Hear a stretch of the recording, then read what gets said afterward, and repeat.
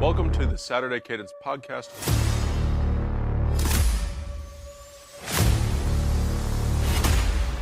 I'm Blake Biscardi, and remember, the Saturday Cadence podcast is the heartbeat of college football. We had a great start to week one of the college football season. 3 top 10 games, and they all delivered. We now step into week 2 with a marquee matchup that is going to be headlined Michigan at Oklahoma. This game will be a prime time kick on ABC. Welcome into the Saturday Cadence podcast. I am your host, Blake Biscardi, alongside David Wertheim. David, really good games last week. We were both in the stadium for Ohio State, Texas, the Buckeyes winning that one 14-7. LSU traveled to Clemson and they won the Battle of the Tigers. And then Miami was able to look really impressive, winning a close game against Notre Dame. And then I think the biggest shocker of the weekend was Florida State. Doak Campbell came alive, and so did the Seminole program. Tommy Castellanos called his shot in the summer to Alabama, saying they don't have Nick Saban to save them anymore, and he doesn't think they could stop him. And he was right. He backed it up. Florida State upsets Alabama. So let's hop into this real quick, recap a little bit of week 1 as it pertains to week 2 here, as the Big Ten looks to overtake the SEC in the early goings of this 2025 season. Yeah, last week was a lot of fun. Obviously, Ohio State, big noon, getting it done again, beating Texas for the second time in Texas's last 2 games. That was a lot of fun. Defensive struggle, but we learned a lot about both teams. So that was great to be there for that. You mentioned Alabama and Florida State. Alabama, I think Castellanos is right. Nick Saban's not there to save them anymore. They're in trouble. Clemson and LSU, great game. LSU really surprised a lot of people, myself included, going on the road and winning that one. I mentioned last week, Cade Klubnik needed to take another leap or else Clemson might be in trouble, and he didn't take that leap last week. Nussmeier thoroughly outplayed him. And I think that could be some problems for Clemson. We'll see if they can rebound from that. And then, Miami, Carson Beck, a big win to start things off at home. The energy in the stadium was really good. There's always a lot of talk about how Miami doesn't have that on-campus stadium, but I thought Hard Rock was pretty on there. And I thought that was a really fun one. So, really good performance by those 4 teams, and the 4 losers have some work to do. But overall, I thought all 4 games delivered, and that was a lot of fun for sure. David, the Big Ten and the SEC, these are the 2 premier conferences in the sport. We know what's ahead in this landscape of how everything is going to continue to change, playoff expansion, all of these things. The SEC dominated the playoff era so far. Ohio State won the first national championship, and then it was either Clemson or an SEC team winning the title every year after that until Michigan. Now the Buckeyes have followed Michigan, so the Big Ten's won the last 2 national championships. And then you have a team, Ohio State, who has won 7 straight top 10 games, 5 consecutive. But inside of those last 5 games, they played 3 SEC teams. Well, they've had 3 SEC matchups, twice against Texas, once against Tennessee. They're 3-0 in those games, controlling that game from start to finish. Is the guard changing really now? I mean, can we look at this and say the Big Ten has overtaken the SEC? I know it was a little bit of, hey, is this happening? Is there a changing of the guard?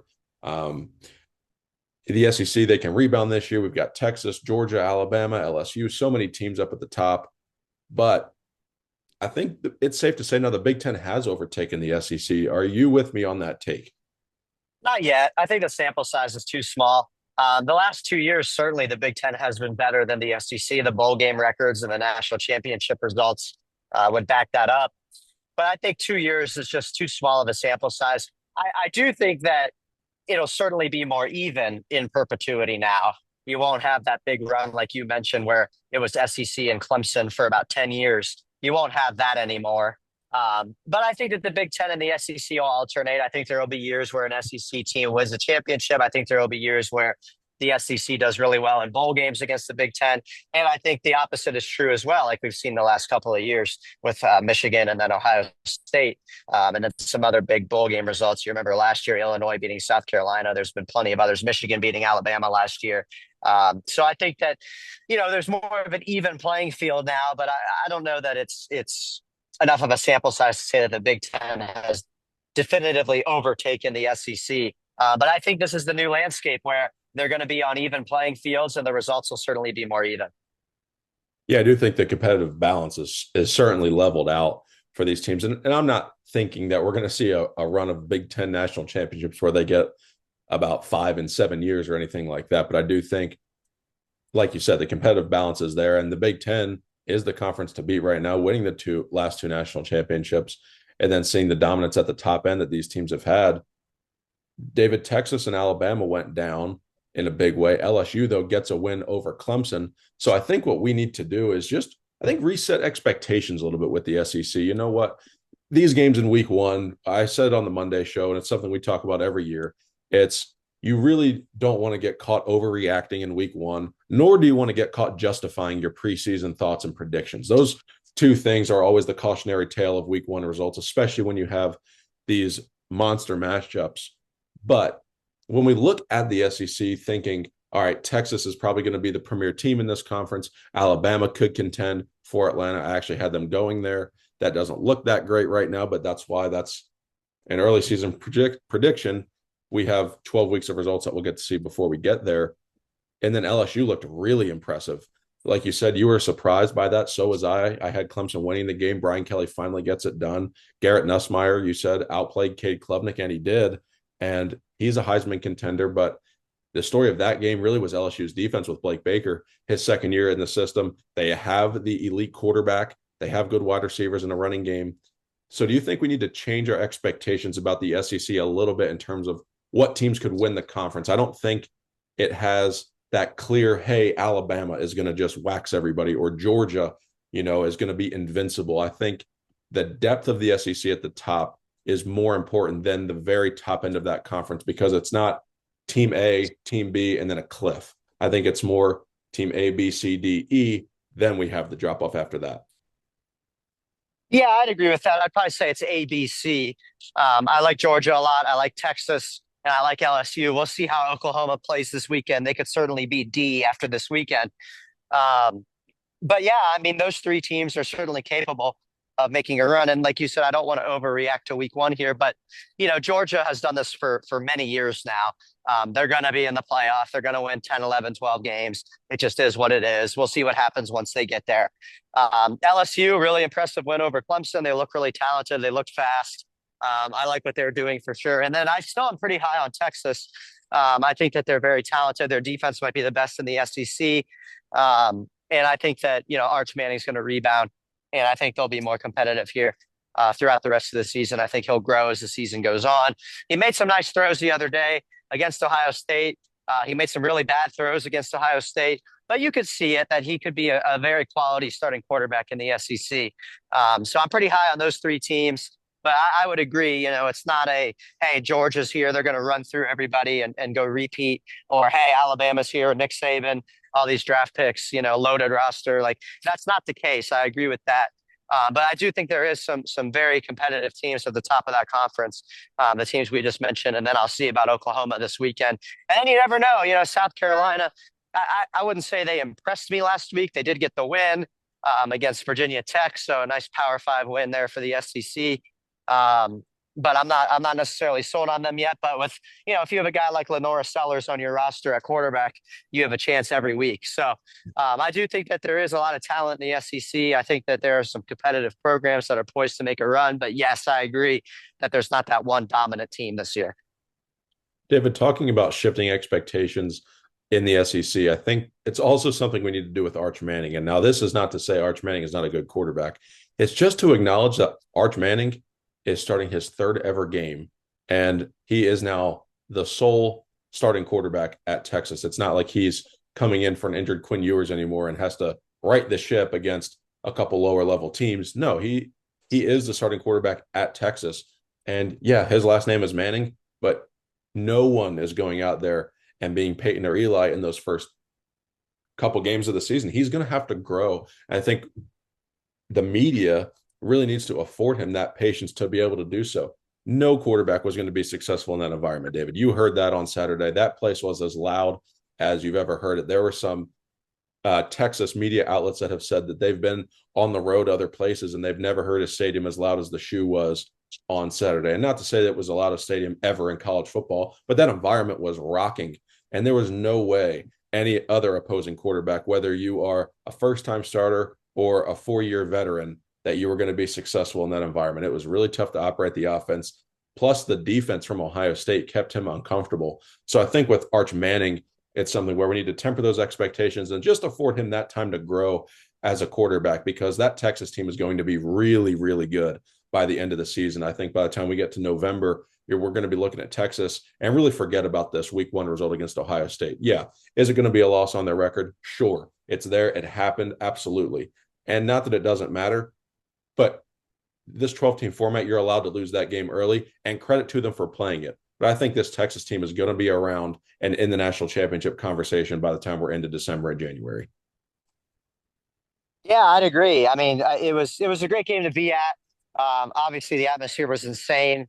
We talked privately about this, but I think there were a good 150,000 people on campus that day. Obviously, you had the 105 in the stadium, and then just Columbus was nuts.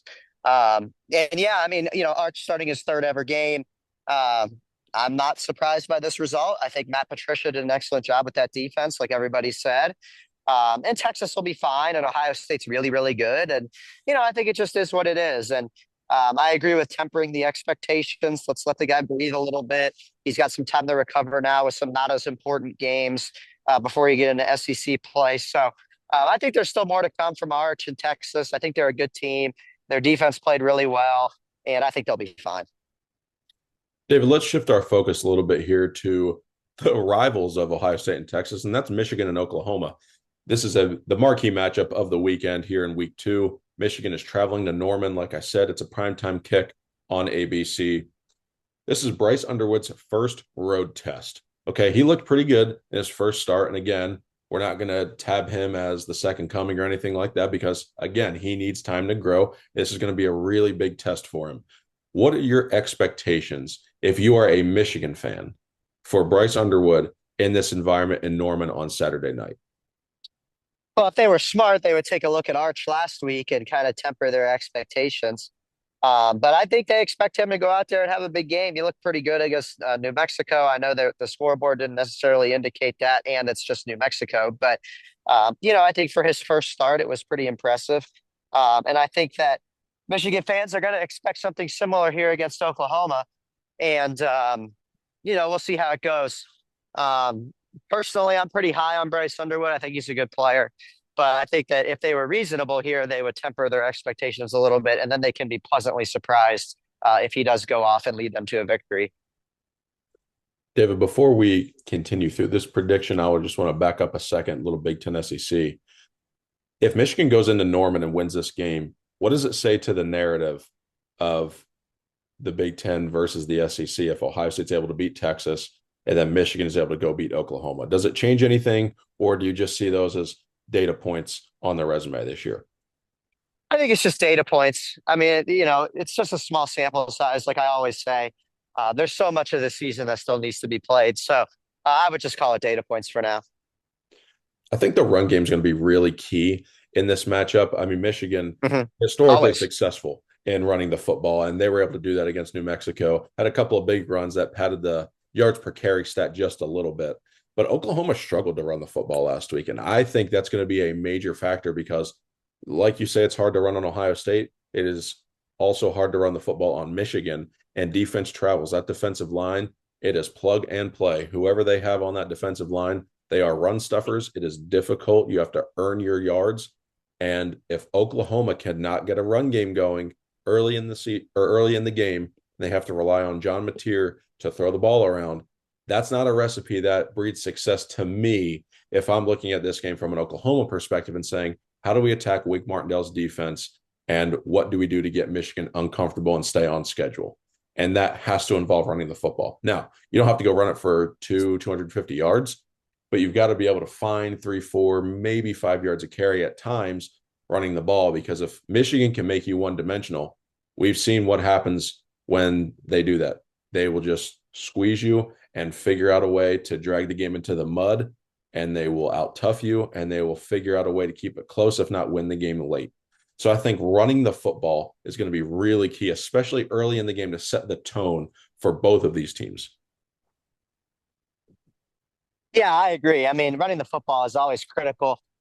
We kind of saw in the Ohio State Texas game, Ohio State kind of struggled to establish the run, but did just enough to kind of keep themselves on schedule and survive in that game. And yeah, Michigan with Justice Haynes, he looks really good last week. And I think that'll be important for them. And for Michigan, their defense is different. It's not as talented as it has been in the past couple of years.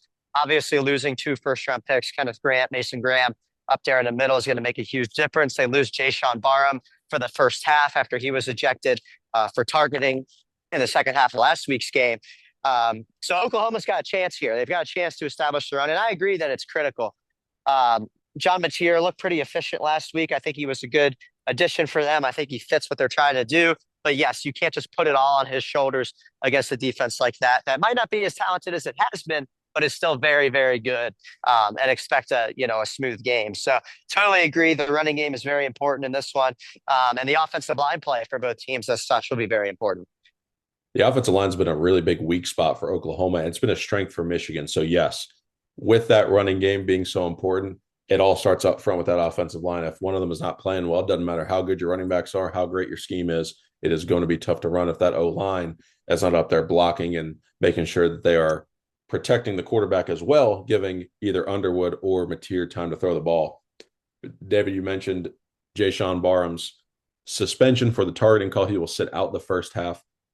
Again, we've talked about this with targeting for a really long time ad nauseum. It is the worst officiated rule in college football, and it is also pretty subjective. Yeah, we have criteria, and yes, it was questionable one way or the other. I just think that we should have two levels of this, like a flagrant foul in basketball, where, yeah, you can assess the penalty yards, but if it's not a nasty hit, okay, just give him the 15 yards, let him stay in the football game. We don't need to eject guys for a football play. I mean, he was going to wrap. Yes, he made crown-to-crown helmet or helmet-to-helmet contact, so it does fit.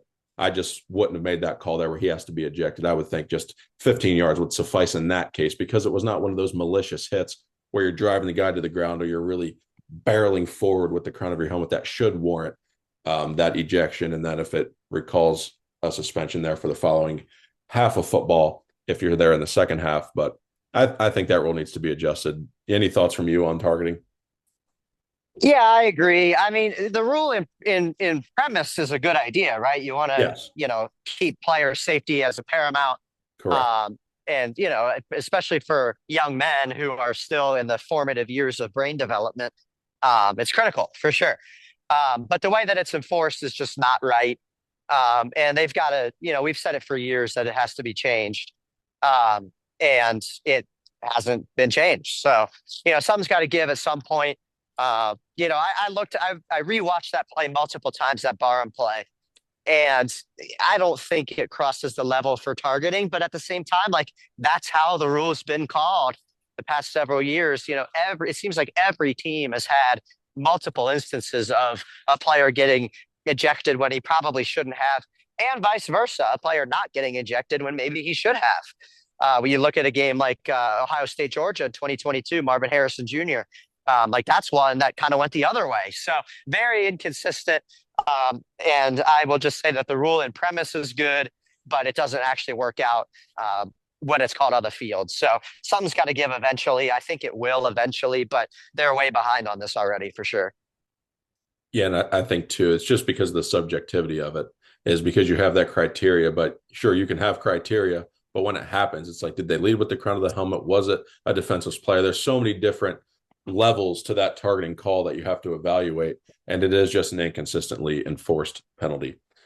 John Mateer, though, David, before we move into our picks, he's going to face this Wink Martindale defense. He looks very comfortable. You mentioned this already in Oklahoma's offensive system, and I think that's evident. I mean, he could be poised for a really big year if Oklahoma's offensive line could get over their woes and struggles from last year and come together and gel to give him a clean pocket, and then those wide receivers are able to do some work for him down the field. What do you expect from John Mateer in this game facing Michigan's defense? First big home start as an Oklahoma Sooner. Well, John Mateer is a guy who has played a lot of football, right? Right. And I think that helps. Even being at Washington State, like it's a guy who's played a lot of football, and I think that's really, really important. Last year, throwing for over 3,000 yards, a full season as a starter, 29 touchdowns. And last week, very efficient, 30 of 37, 392, 3 touchdowns and a pick. I expect him to go out there and play well. I don't expect him to throw for 392 yards, but I think he's a guy who can make the throws that he needs to make. He's old, he's big, he's played a lot of football, so I really like this addition for Oklahoma, and I expect him to play pretty well against Michigan. Again, a team that's defense is very good, but it's not the same as it has been in the past. So, I think he's got a real chance to make a statement. A lot of people were calling him a Heisman front runner coming into this year, and throwing for almost 400 yards and 3 touchdowns in week one is a good way to start. So, a big performance here against Michigan and a win, and he might legitimately be in that Heisman conversation early. Oh, no doubt about that. And what a big stage to do it too, with the whole country watching Saturday night at 7:30. David, let's move into our Saturday 7 picks here. We're going to start with Illinois at Duke. The Illini are favored by 3.5.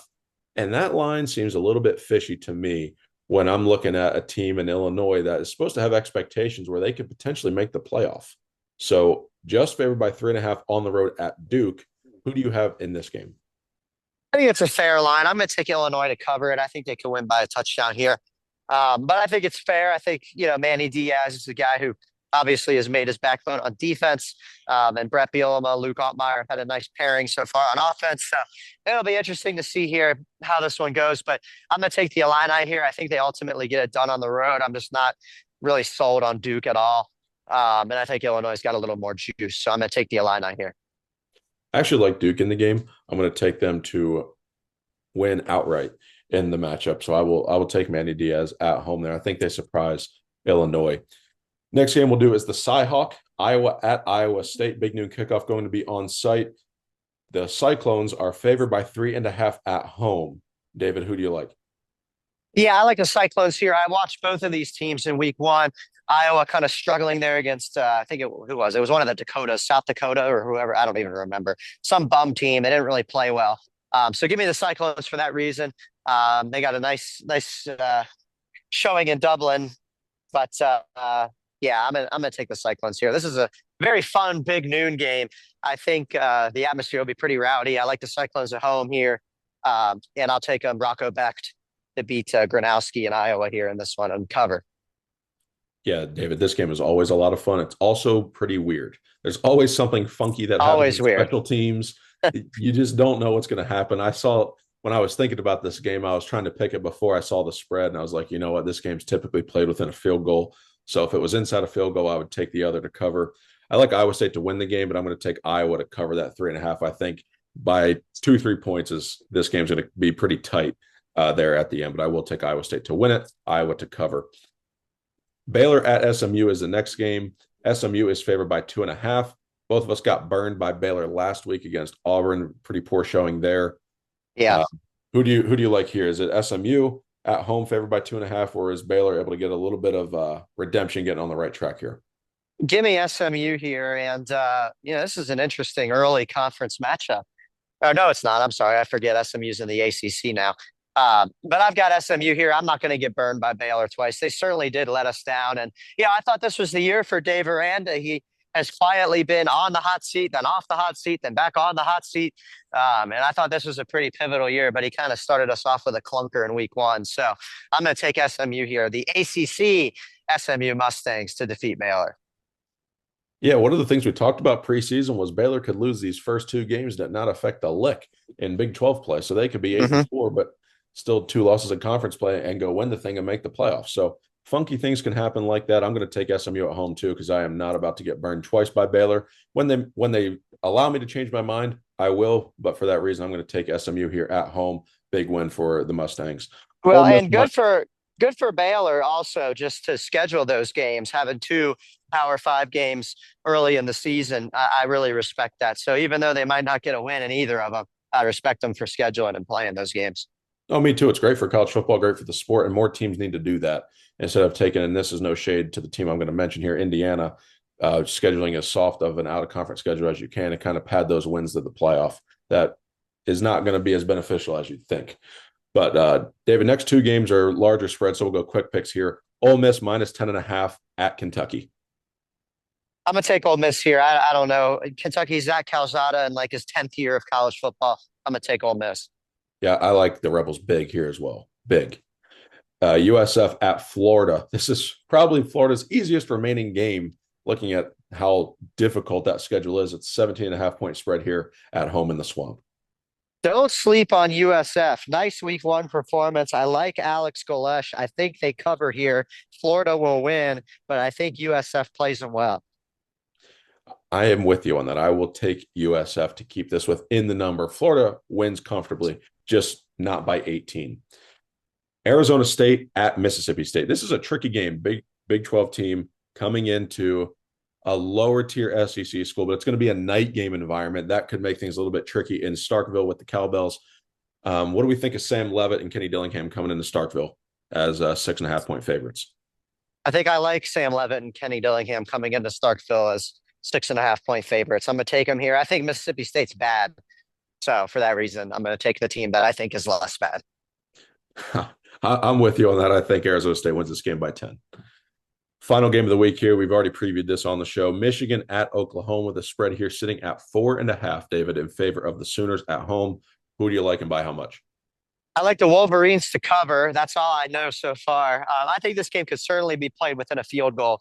I think both of these teams are pretty evenly matched. Obviously, the home game for Oklahoma gives them a little more juice, but I think Michigan's going to play this game tough. Sharon Moore going back to his alma mater. I think that means something. I think he's going to have his guys motivated. So this is going to be a really good game. I think it's going to be close. I'm going to take Michigan in this one. Yeah, this was another. I was curious of the spread. If it was inside of 3, I would really like a certain team here. In the preseason, I liked Michigan. I still like Michigan here in this game. So I will take the Wolverines outright to win the football game. And David, those are our picks for this week. So any closing thoughts here, wrapping up the show? And we've got a pretty good slate here in week 2 with some pretty competitive games. I think we'll see the Cy-Hawk game be really entertaining. Illinois Duke should be fun. And then Michigan Oklahoma as a nightcap will be a really good game. Defensive battle. Yeah. Yeah, this is one of those weeks where, as an Ohio State fan, specifically talking about myself here, they get to play Grambling and kind of earned that after 5 straight top 10 wins. And now it's just good to be able to enjoy the rest of the slate. So, yeah, I think there will be a lot of entertaining games. I'm excited for all the ones you mentioned. I'm sure there will be some chaos elsewhere. So, no, it'll be another great week of college football. And we're really back after week 1. It was a great week 1. And, we're really back here in early September. So, it'll be a lot of fun this weekend as well, I'm sure. And anytime you look at a college football slate and you're like, hey, this looks like a pretty routine slate, chaos always strikes. Always strikes. It always strikes. So that means we're going to be in store for a good treat on Saturday. But guys, thank you so much for listening to the week 2 preview of the Saturday Cadence podcast. We've got great games for you on tap. We will have it all for you recapping next week. That'll be out on Monday. So guys, enjoy the week 2 of college football. The nice fall weather. It's been nice and cool here. Continue to enjoy that. And we will see you guys next week. Enjoy the games. God bless.